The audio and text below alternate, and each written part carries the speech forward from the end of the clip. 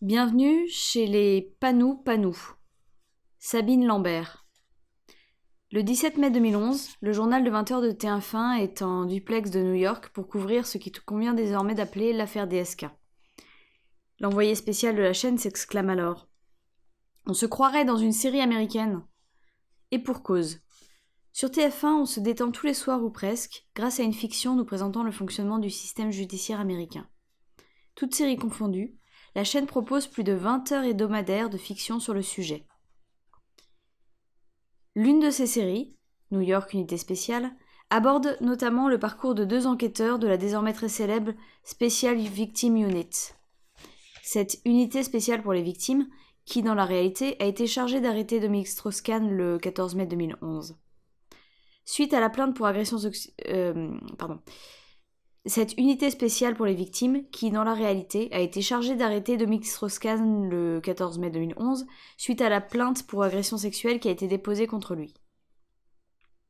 Cette fiction, bien connue des Français, puisqu'elle est diffusée depuis plus d'une décennie dans notre pays, s'appuie sur le rapport intime qu'entretient l'enquêtrice, Olivia Banson, à la question du viol et plus globalement des agressions sexuelles.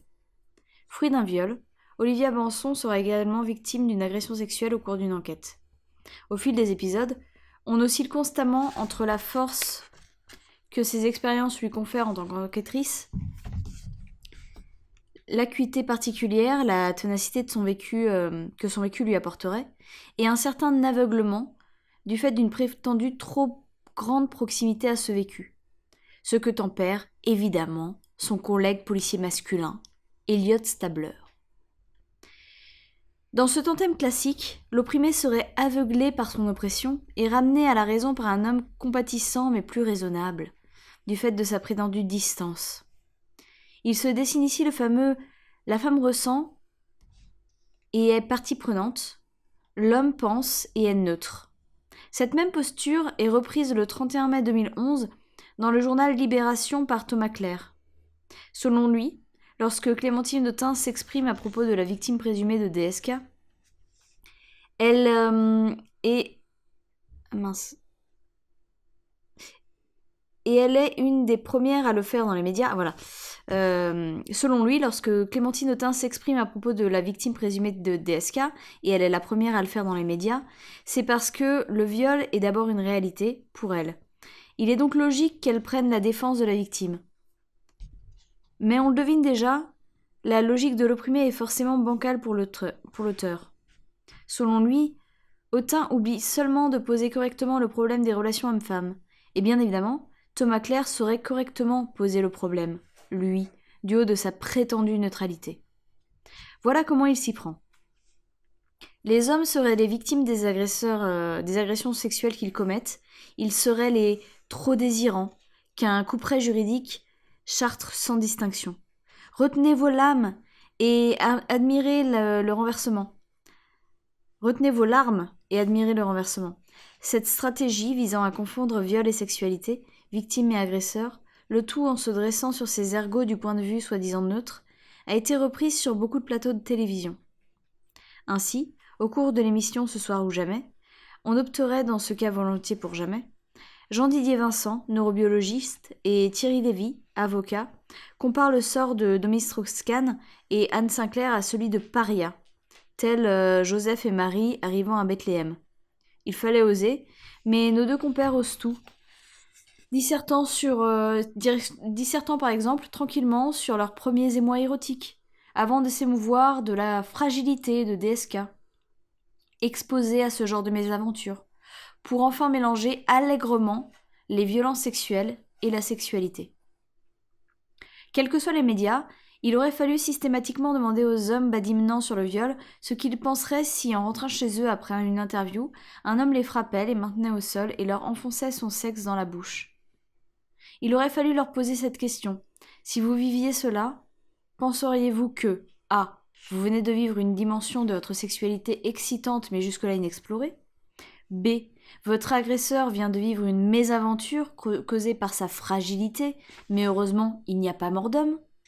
C. Vous venez de vivre une agression sexuelle ultra-violente.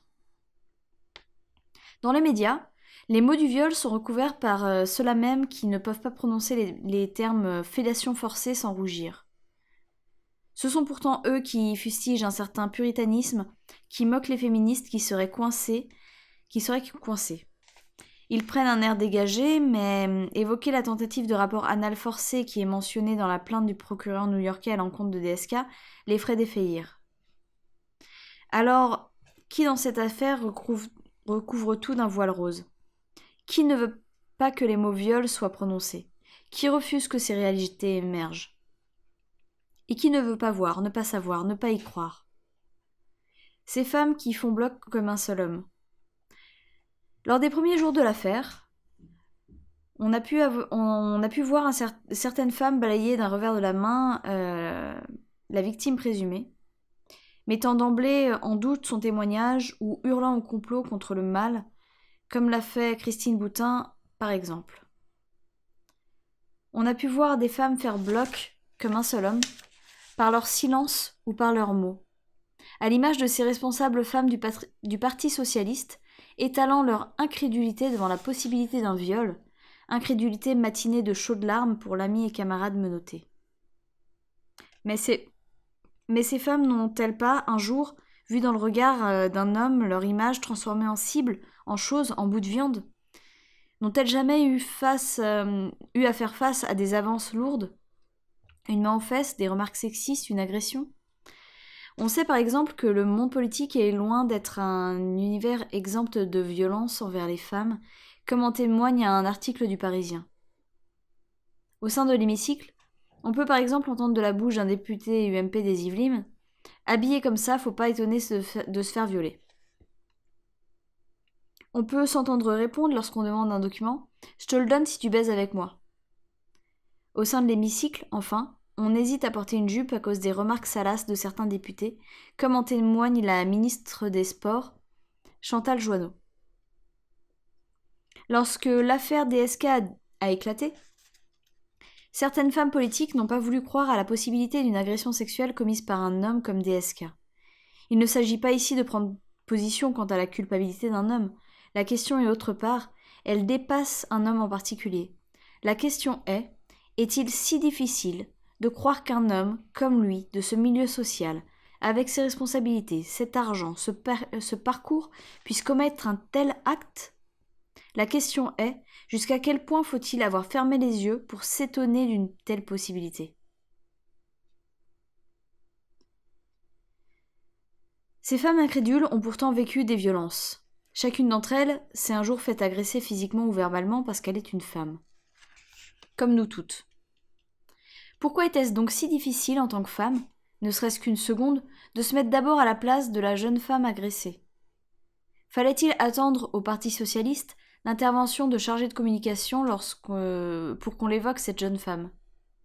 Ce changement de discours ne pouvait-il porter que par le seul espoir de ne pas écorner l'image du PS et de ne pas faire fuir son électorat féminin? Ce silence assourdissant des premiers jours, à propos de Nafissatou Diallo, la victime présumée, serait le résultat d'un moment de flottement selon certains. Point de flottement, en revanche, lorsqu'il s'agit de dénoncer le machisme sévissant en banlieue.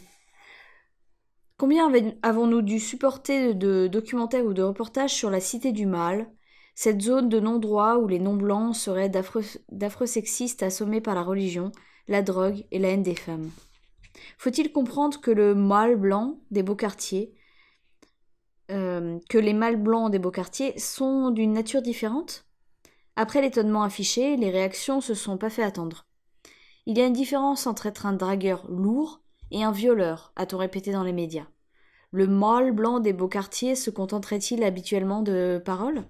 Eh bien non, visiblement. Et même si c'était le cas, serait-ce acceptable?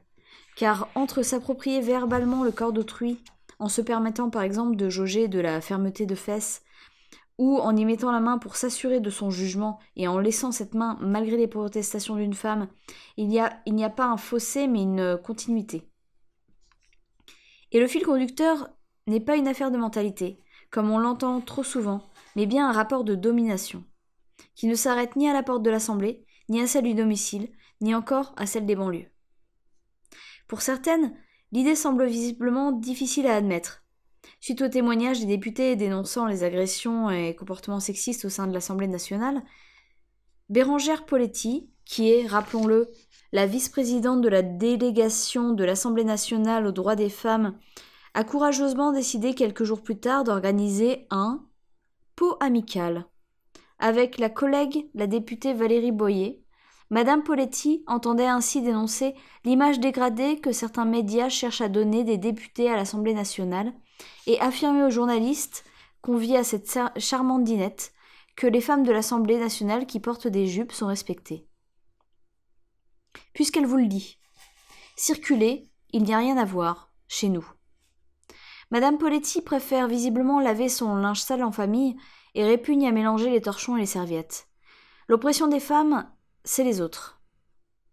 On la retrouve par contre déclarant avec indignation lors de la discussion du projet de loi visant l'interdiction de la dissimulation du visage dans l'espace public. Ces femmes qui portent ce signe d'aliénation sur leur visage doivent être libérées, même si elles se disent consentantes. Comme l'a souligné Simone de Beauvoir, le consentement des victimes ne légitime rien, car il est souvent qu'apparent, il est le fruit pervers d'un lavage de cerveau. On se demande à quelle température le cerveau de Madame Poletti a été lavé pour que sa première réaction face à la dénonciation par des femmes du sexisme à l'Assemblée nationale soit de défendre les députés hommes. Voilà le résultat tragicomique d'une auto-hypnose réussie par la chef de file des Panou Panou, reconnaissable à sa légendaire tête fichée dans le sable. Incrédulité ou embarras. À écouter les ululements de la cohorte de femmes qui ne rencontrent que des hommes merveilleux et doux, à l'Assemblée nationale ou ailleurs, on peut se demander qui est donc responsable des agressions sexuelles et sexistes en France. Qui sont ceux qui violent 75 000 femmes chaque année en France? Et qui sont-elles, ces femmes agressées? D'où viennent-elles? Quel agresseur a-t-on le droit de montrer? Desquels a-t-on le droit de parler? Pour quelle femme? Et pour quelle violence doit-on user d'euphémismes? Car vous la connaissez vous aussi, la femme de médecin qui est avec un homme un peu autoritaire. La femme de député qui a déposé une main courante suite à une dispute avec son mari. Vous savez, celle dont on ne parle qu'à voix basse. Vous la connaissez aussi, l'universitaire qui a essayé de parler du harcèlement sexuel qu'elle a subi sur son lieu de travail. Celle dont on raconte qu'elle était proche de son directeur de thèse.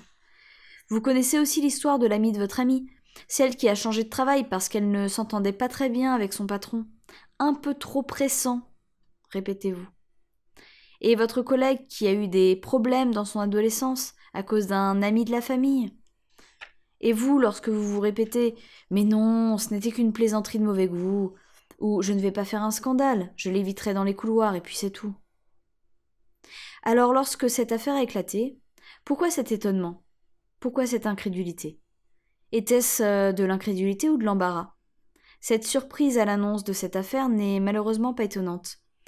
Ces femmes étonnées ont préféré oublier qu'elles l'étaient toujours, des dominées. Elles ont voulu croire que l'oppresseur des femmes était derrière elles historiquement, géographiquement, socialement, et qu'il n'en restait que des petites traces, certes désagréables mais anecdotiques, minimes. Minimes ou minimisées? Petites ou étouffées? Anecdotiques ou invisibilisées? Combien de femmes politiques, de journalistes, de professeurs d'université ont goûté au plaisir de se désolidariser des autres femmes qu'elles dénigrent comme des dominées avec lesquelles elles n'auraient plus rien en commun? Combien de petits bureaux à l'université, de petits mandats ou de petits livres sur les erreurs du féminisme et son caractère dépassé a-t-il fallu pour qu'elles s'imprègnent du mythe de l'égalité déjà là?